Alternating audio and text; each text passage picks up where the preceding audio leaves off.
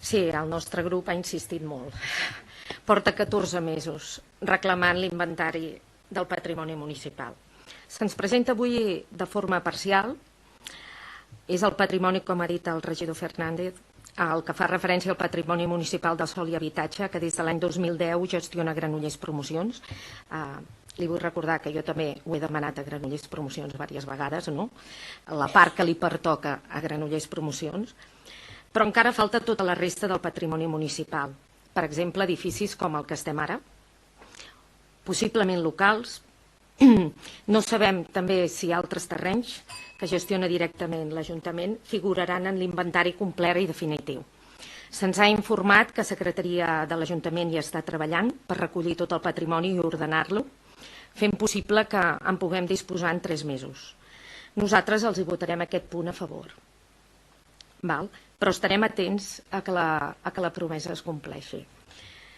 Però sí que voldríem intervenir com a grup perquè per a nosaltres, per a Granollers Primàries, és tan important disposar d'aquest inventari que hagi fet que portem, com ha dit la senyora Tarrés, 14 mesos insistint en tenir-lo. Saben que ho hem preguntat en comissions, en Junta de Portaveus i en el plenari la tardor passada. No només ho demanem per un exercici de transparència i de coneixement. Qualsevol ciutadà, per exemple, ha de saber cada any el patrimoni de què disposa, perquè cal rendir comptes a Hisenda, no? O sigui, les persones hem de saber què tenim cada any, perquè hem de passar per Hisenda. El propi Ajuntament no sap o no té ordenat del que disposa, és una pregunta que ens hem fet, del que realment és propietari, i en el seu cas ho té actualitzat. Costa de creure-ho, però talment haurà de ser així si encara no disposem del llistat de propietats complertes. Ara tindrem ordenada una part, però recordem altra vegada que segueix faltant aquesta segona part. Per a Granollers Primàries és important fonamentalment per 3 motius. El primer, l'exercici de transparència i coneixement del que ara mateix els he comentat.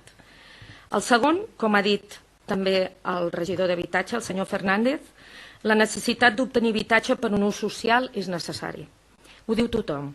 Ho diuen les estadístiques poblacionals.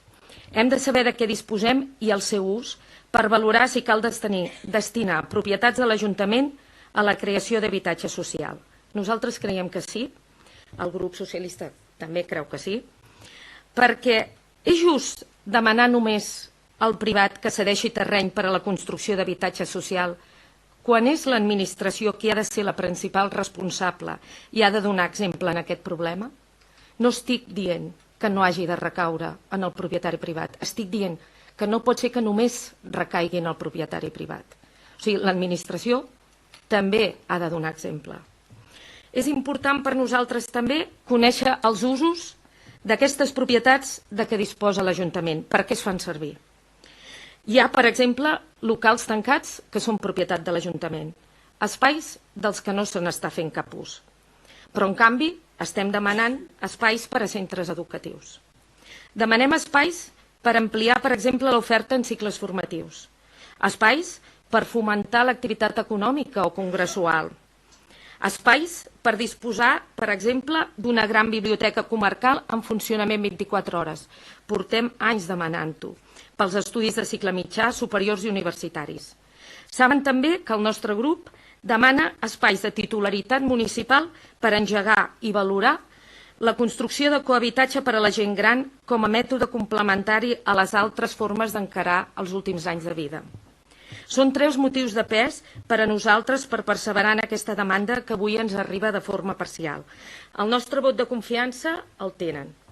Esperem que no ens decebin. Moltes gràcies. Granollers Primàries.